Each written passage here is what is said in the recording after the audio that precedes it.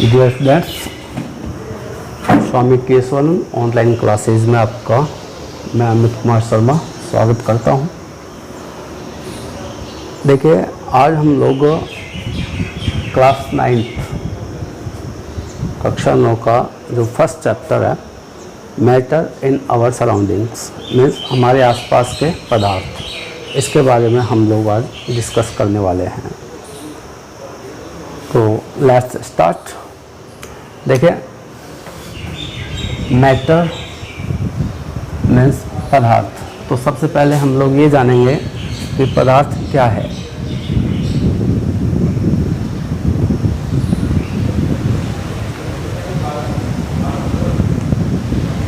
What is matter. देखिए students, जो भी आप अपने सराउंडिंग में देखते हैं, ठीक है ना, जिसको आप टच कर सकते हैं, वो सारे पदार्थ हैं। जैसे आप इस वीडियो में देख रहे हैं कि मैंने हाथ में मार्कर पकड़ा हुआ है, ये एक पदार्थ है। बोर्ड है ना, डस्टर, ठीक है ना, water, air, chair, table, books, clothes, etcetera etcetera, these all are matters. ये सारे के सारे क्या पदार्थ हैं, ठीक है। बट पदार्थ यानी कि मैटर को आप डिफाइन कैसे करोगे? What the definition of matter, पदार्थ की क्या परिभाषा है? तो देखिए, एक बहुत सिंपल सी इसकी परिभाषा होती है मैटर की कि वे सभी पदार्थ जिनमें द्रव्यमान होता है और जो स्थान घेरते हैं उन्हें हम पदार्थ कहते हैं। देखिए, वे सभी वस्तु जिनमें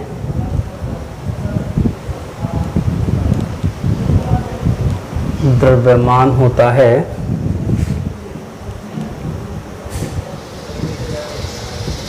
और जो स्थान घेरती हैं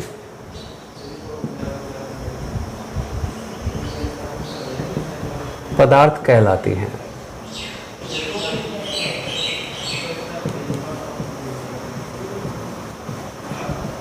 ठीक है, वे सभी वस्तु जिनमें द्रव्यमान होता है और जो स्थान घेरती हैं उन्हें हम पदार्थ कहते हैं।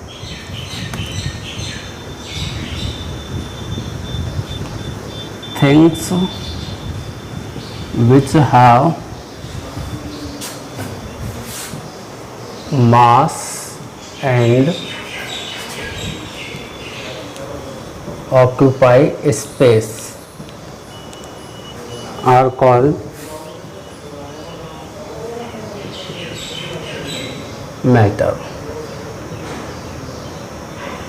Okay, so is the definition of matter. Things object भी आप कह सकते हैं, या सब्सटेंस भी आप कह सकते हैं।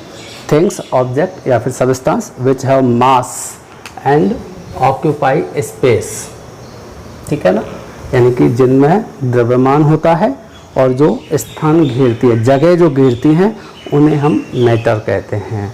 ठीक है स्टूडेंट्स, ये तो हो गई हमारे मैटर की डेफिनेशन, परिभाषा। अब इसका एग्जाम्पल देखिए आप लोग। What are the example of matter? अभी मैंने आपको बताया था chalk, duster, board, books, clothes, table, chair etcetera, these all are example of matter. Okay, देखिए यहाँ पे ये एग्जाम्पल के बाद हम लोग बात करते हैं कि व्हाट इज द मास, द्रव्यमान क्या होता है। तो देखिए, द्रव्यमान जो होता है ये किसी भी वस्तु की जड़त्व की माप होता है। जड़त्व यानी कि इनर्शिया, ठीक है ना, ये क्या होता है?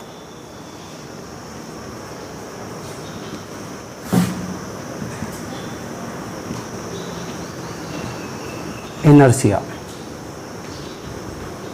ठीक है। जड़त्व एक ऐसा गुण है जिसमें कोई भी वस्तु अपनी स्थिति में परिवर्तन का विरोध करती है ना।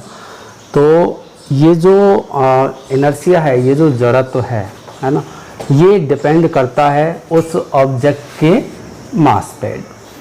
ठीक है, तो इनर्शिया जो होगा ये आप और हम मोशन वाले चैप्टर में डिस्कस करेंगे, गति वाले पार्ट में इसको ज़्यादा डिस्कस करेंगे। तो यहाँ पे मैं आपको ज़्यादा इसकी डिटेल नहीं बताऊँगा। देखिए यहाँ पे हम लोग बात करते हैं पहले मास यानी कि द्रव्यमान। तो द्रव्यमान की यूनिट क्या होती है?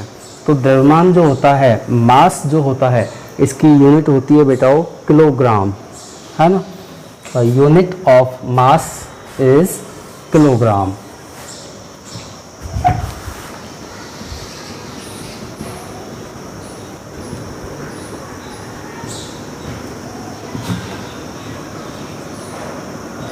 यानी कि द्रव्यमान का मात्रक क्या होता है? किलोग्राम होता है। ठीक है, और वॉल्यूम यूनिट ऑफ वॉल्यूम जिसको हम आयतन कहते हैं, है ना, ये क्या होता है? Metre cube.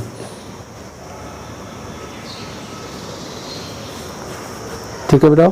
तो यूनिट ऑफ वॉल्यूम आयतन, आयतन का जो यूनिट होता है ये होता है मीटर क्यूब।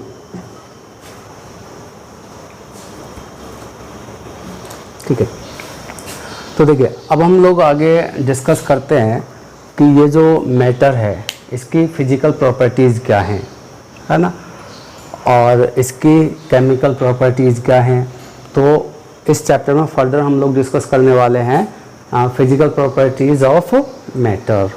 तो देखिए मैटर जो होता है इसकी फिजिकल प्रॉपर्टीज़ क्या होती है, मैटर को बारे में जानने के लिए हमारे एंशियंट टाइम में बहुत सारे ऋषि मुनि, सेजेज, फिलोसफर, है ना, वो सब भी मैटर के बारे में जानने का प्रयास कर रहे थे।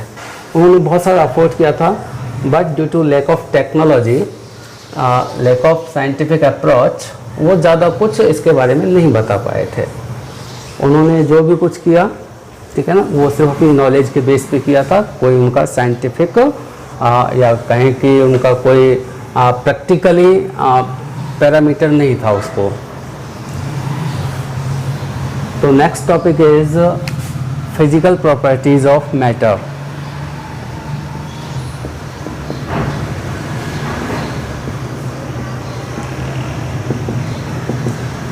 Physical properties of matter.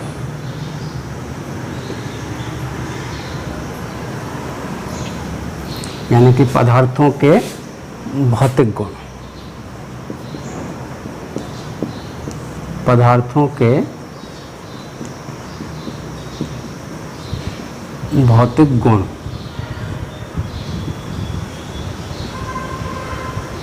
देखिए बेटा फिजिकल प्रॉपर्टीज़ क्या है पदार्थ की। तो जब भी आप किसी पदार्थ को देखते हैं, ठीक है, तो उसके बारे में सबसे पहला विचार ये आता है कि ये पदार्थ किससे मिलकर बना है। चाहे आप बोर्ड को देख रहे हैं, डस्टर को देख रहे हैं, चौक को देख रहे हैं, बुक को देख रहे हैं, क्लॉथ को देख रहे हैं, ठीक है, तो ये सारे के सारे जो मैटर है ये कैसे बने हैं, किससे बने हैं। तो इसके बारे में दो मेथड्स, है ना, प्रचलित थे। एक तो एक स्ट्रीम तो ये थी, वो ये मानती थी कि जो पदार्थ होता है ये वुडन ब्लॉक के जैसा होता है, लकड़ी के एक गट्ठे के जैसा होता है, पूरा एक ही होता है। वहीं कुछ साइंटिस्टों की, कुछ वैज्ञानिकों की विचारधारा ये थी कि ये जो पदार्थ है ये छोटे छोटे कणों से मिलकर बना होता है। ठीक है, तो अब सही कौन है इनमें? तो डेफिनेटली आपने अर्लियर क्लासेज में भी पढ़ा होगा कि ये जो पदार्थ हैं ये छोटे छोटे टिनी पार्टिकल से मिलकर बने होते हैं। ठीक है, तो जब हम बात करते हैं फिजिकल प्रॉपर्टीज़ ऑफ मैटर, तो फिजिकल प्रॉपर्टीज़ ऑफ मैटर इसमें दो चीज़ें हैं। एक, कोई भी जो पदार्थ है वो छोटे छोटे कणों से मिलकर बना होता है। पदार्थ कणों से मिलकर बना होता है। पदार्थ जो होता है ये कणों से मिलकर बना होता है। दूसरा जो है, ये जो कण होते हैं ये बहुत छोटे होते हैं।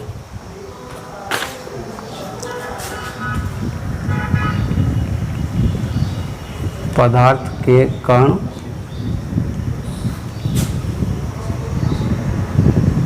अत्यंत सूक्ष्म होते हैं।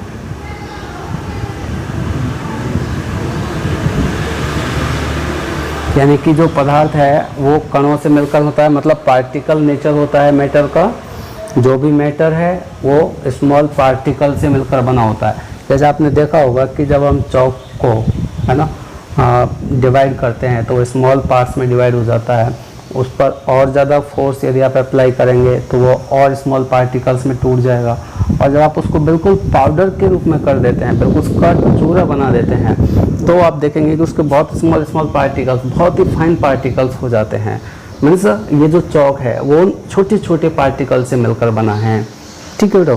तो एक तो इसकी फिजिकल प्रॉपर्टी हो गई मैटर की ये कि जो मैटर है वो पार्टिकल से मिलकर बना होता है, यानी कि matter is made up of particles. Matter is made up of particles.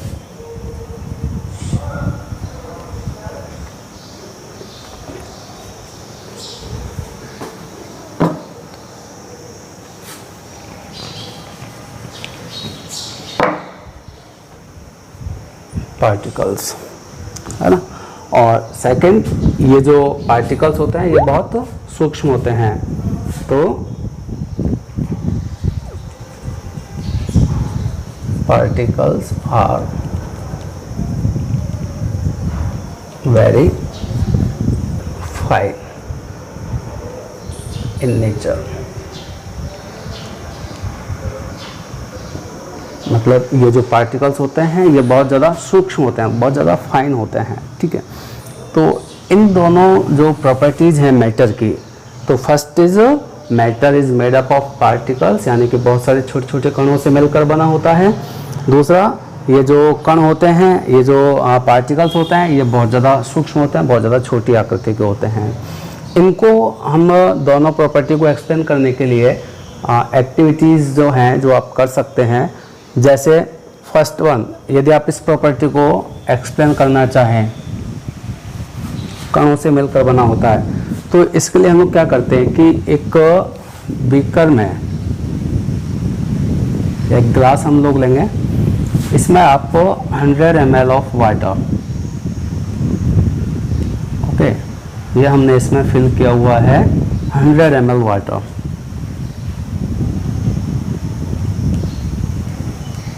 ठीक है। We put a mark on the level of the upper surface of water. यहाँ हम एक मार्क लगा देंगे, चिन्ह लगा देंगे। ओके। अब हमें क्या करना है कि हमें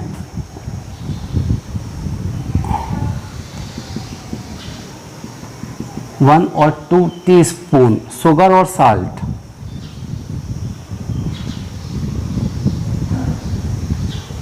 हाँ, यू टेक शुगर और सॉल्ट।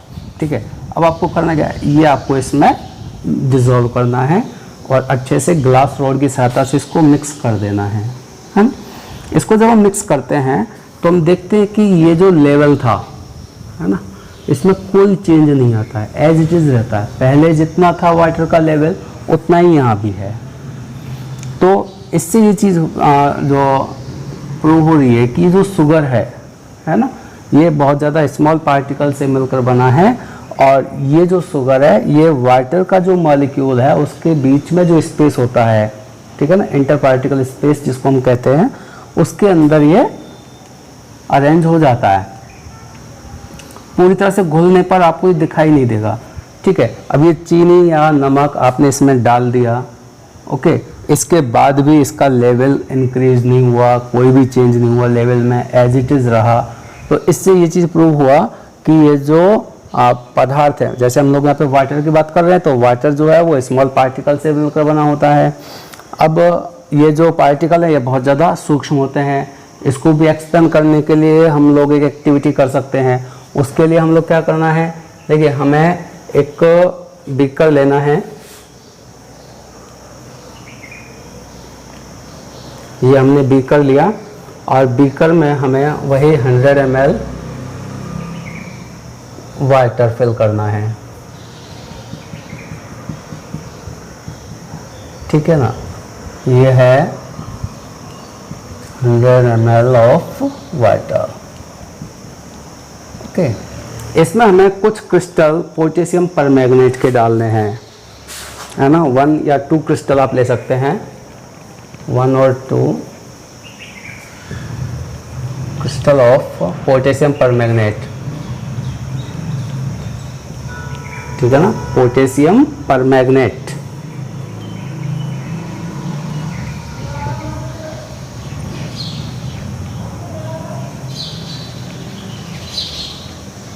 पोटेशियम परमैंगनेट, इसको लाल दवा भी कहते हैं, ओके। तो जैसे आप ये क्रिस्टल, सपोज करो ये क्रिस्टल हमने इसमें डाला, ठीक है, तो आप देखेंगे कि क्रिस्टल के डालने के बाद ये जो वाटर है, ये जो पानी है, ये लाल रंग का हो जाता है, इसका कलर रेड हो जाता है पूरी तरह से। अब हम क्या करते हैं कि इस बीकर में से 10 ml, है ना, बाहर निकाल लेते हैं, 10 ml बाहर निकाल लेते हैं और बाकी का जो बचा इसमें 90 ml वाटर, ठीक है ना, फिर से मिक्स कर देते हैं। उसमें से भी हम 10 ml बाहर निकाल लेंगे, उसमें फिर से 90 ml मिक्स कर देंगे, फिर जो सॉल्यूशन बना उसमें से भी हम 10 ml बाहर निकाल के 90 ml क्लीन वाटर हम उसमें मिक्स करते रहेंगे। तो हम देखेंगे कि काफ़ी लंबे टाइम तक इसका जो कलर है रेड वो बरकरार रहता है, उसमें बना रहता है। हाँ, हल्का ज़रूर पड़ेगा लेकिन बहुत लंबे टाइम तक वो उसका रेड कलर अपना इम्पैक्ट उसमें रखेगा। तो ऐसा कैसे पॉसिबल हुआ बेटा? ऐसा पॉसिबल हुआ कि ये जो हमने इसमें KMnO4 का जो क्रिस्टल डाला था, इट मीन्स ये क्रिस्टल कोई एक सॉलिड फॉर्म में ना होकर के बहुत सारे फाइन पार्टिकल से, बहुत सारे छोटे छोटे पार्टिकल से मिलकर बना है, ठीक है। तो वो जो फाइन पार्टिकल्स हैं वो वाटर में कंप्लीटली डिजॉल्व हो जाते हैं और इस तरह से हम ये कह सकते हैं कि जो मैटर है वो जो उसके पार्टिकल्स हैं वो बहुत ज़्यादा छोटे होते हैं, फाइन होते हैं, ठीक है बेटा। तो ये तो हुआ पदार्थ का भौतिक गुण, यानी कि फिजिकल प्रॉपर्टीज ऑफ मैटर। इसके बाद हम लोग डिस्कस करेंगे कि what are the main characteristics of matter, मतलब जो पदार्थ होता है इसके अभिलाक्षणिक गुण कौन कौन से हैं।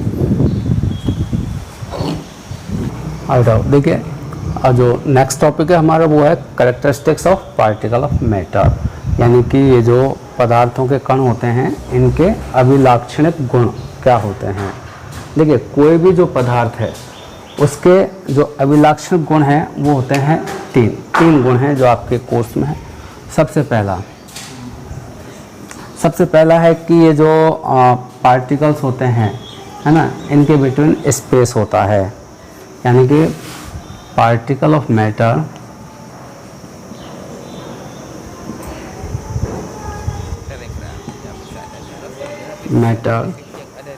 have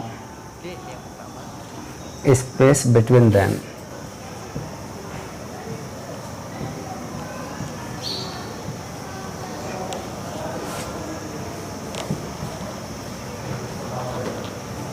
First characteristic of a particle is particle of matter have space, ठीक है ना, between them.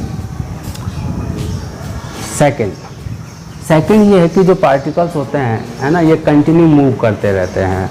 तो particle of matter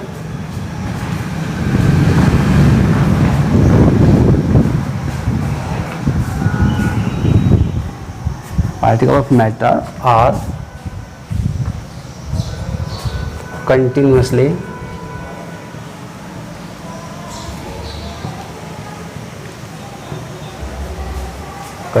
moving.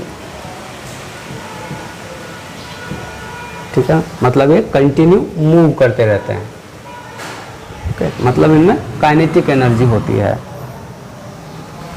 Third है कि इनमें अट्रैक्शन भी होता है। तो particle of matter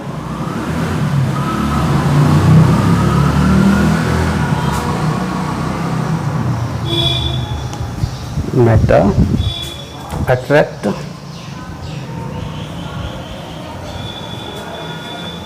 each other.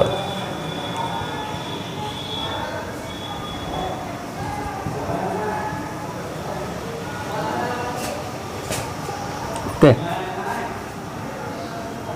attract each other.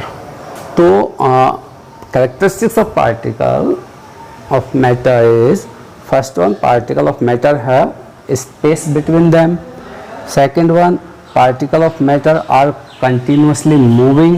और थर्ड है particle of matter attract each other.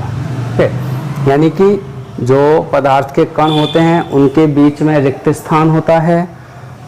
पदार्थ के कण लगातार गतिशील अवस्था में रहते हैं, लगातार गति करते रहते हैं। और तीसरा है कि ये जो पदार्थ के कण हैं इनके मध्य आकर्षण बल होता है, एक दूसरे को ये आकर्षित करते हैं। ठीक है, तो ये 3 मेन कैरेक्टरिस्टिक्स हैं मैटर के जो पार्टिकल्स होते हैं उनकी। अब इनको हम किस तरह से एक्सप्लेन करें, किस तरह से कोई एक्टिविटी हम लोग इसके लिए कर सकते हैं। देखिए, जैसे फर्स्ट वन जो ये पे लिखा है, particle matter have space between them. तो अभी मैंने आपको थोड़ी देर पहले बताया था कि जब आप वाटर में शुगर या साल्ट डिजॉल्व करते हैं, ठीक है ना, तो डिजॉल्व करने के बाद भी वाटर का लेवल एज इट इज़ रहता है, उतना ही रहता है, इंक्रीज नहीं हुआ। तो फिर एक क्वेश्चन आपके दिमाग में आया होगा कि वो शुगर कहाँ पे गई, या नमक जो आपने डाला था या चीनी आपने जो उसमें डाली थी वो कहाँ गई। तो इससे एक चीज़ प्रूव हुआ कि पानी के अंदर शुगर या सॉल्ट डालने के बाद भी वाटर का लेवल नहीं बढ़ना, इससे ये जो प्रूव हुआ कि जो शुगर और सॉल्ट है ये वाटर मॉलिक्यूल के बिटवीन स्पेस होता है। ठीक है ना, पानी के जो कण होते हैं ना उनके बीच में कुछ खाली जगह रहती है, तो उन खाली जगहों में जाकर के ये चीनी और नमक अरेंज हो जाता है, व्यवस्थित हो जाता है। ठीक है, तो इससे आप ये प्रूव कर सकते हैं कि पार्टिकल्स ऑफ मैटर है स्पेस बिटवीन देम, यानी कि जो पदार्थ होते हैं उनके कणों के मध्य रिक्त स्थान होता है। फिर particle of matter are continuously moving, ये जो पदार्थ के कण होते हैं लगातार गति करते रहते हैं। देखिए, आपने देखा होगा कि जब भी कोई परफ्यूम, सेंट या अगरबत्ती, ठीक है, इसको जब हम जलाते हैं, ठीक है, तो इसकी अगरबत्ती को जब जलाते हैं तो उसकी महक पूरे कमरे में फैल जाती है ना। इसी तरह से कोई भी परफ्यूम या स्प्रे का यूज़ करता है तो उसकी भी जो फ्रेगनेंस है वो पूरे रूम में फैल जाती है। ठीक है, जब भी हम सब्ज़ी बनाते हैं, सब्ज़ी में तड़का लगता है तो उसकी महक पूरे घर में फैल जाती है। तो ये कैसे पॉसिबल है? ये पॉसिबल है क्योंकि जो पार्टिकल होते हैं बहुत फाइन नेचर के होते हैं, बहुत छोटे होते हैं, मैंने आपको बताया था, और ये कंटिन्यूसली मूव करते रहते हैं। अभी पिछले एग्जांपल में जैसे मैंने आपको KMnO4 का यानी कि पोटेशियम परमैंगनेट वाला बताया था, आपने एक क्रिस्टल डाला था, है ना, और एक क्रिस्टल के डालने की वजह से वो सारा का सारा पानी रेड कलर का हो गया, लाल कलर का हो गया। ठीक है, तो इससे प्रूव हुआ कि जो पार्टिकल्स हैं वो कंटिन्यू मूव करते रहते हैं। थर्ड है particles of matter attract each other, ये एक दूसरे को अट्रैक्ट करते हैं। आपने देखा होगा कि जैसे ये डस्टर आप लोग देख रहे हैं, इसकी जो पार्टिकल्स हैं, डेफिनेटली ये वुडन ब्लॉक है ना, लेकिन ये वुडन ब्लॉक एक कंप्लीट ब्लॉक ना होकर के ये भी स्मॉल पार्टिकल से बना है। आपने देखा होगा, आप यदि किसी कारपेंटर की दुकान पर जाते हैं तो आपने लकड़ी का बुरादा देखा होगा, किसी लोहार की दुकान पर जाते हैं तो आपने वहाँ लोहे का बुरादा देखा होगा। तो इसी तरह से ये जो वुडन ब्लॉक है, डस्टर जो है, इसको जब आप ब्रेक करते हैं तो स्मॉल पार्टिकल्स यानी कि बुरादा इसका मिलेगा आपको, लेकिन वो बुरादा यानी कि इसके जो स्मॉल पार्टिकल्स हैं वो एक दूसरे को बहुत ही स्ट्रॉन्ग अट्रैक्शन फोर्स से एक दूसरे को पकड़े हुए हैं, है ना। वो पार्टिकल्स जो होते हैं वो एक दूसरे को होल्ड किए हुए हैं अट्रैक्शन की वजह से, इसी वजह से इसकी शेप फिक्स है है ना। अब ये जो अट्रैक्शन होता है ये मैटर की जो अलग अलग स्टेट हैं उनमें अलग अलग होता है। किसी में ये अट्रैक्शन फोर्स ज़्यादा होता है, किसी में कम होता है, किसी में नहीं होता है, ठीक है। तो फर्दर आगे हम लोग जो टॉपिक डिस्कस करने वाले हैं वो इसी पे डिपेंड कर रहा है ना। तो अट्रैक्ट भी करते हैं पार्टिकल्स एक दूसरे को, जिससे कि जिस भी मैटर की हम लोग बात कर रहे हैं, कोई भी मैटर हो वो अपनी शेप को मेंटेन करता है, ठीक है बेटा। तो ये हैं कैरेक्टरिस्टिक्स ऑफ मैटर, ठीक है। एक बार फिर से मैं आपको इनको रिवाइज करवा दूं। 3 हैं। फर्स्ट है particles of matter have space between them, रिक्त स्थान होता है। Particle of matter are continuously moving, यानी कि कण लगातार गतिशील अवस्था में रहते हैं, गति करते रहते हैं। और थर्ड है particle of matter attract each other, यानी कि जो कण होते हैं किसी भी पदार्थ के वो एक दूसरे को आकर्षित करते रहते हैं। तो ये जो कैरेक्टरिस्टिक्स हैं इनके बेस पे अब हमारा जो नेक्स्ट टॉपिक है उस पर हम लोग चर्चा कर लें।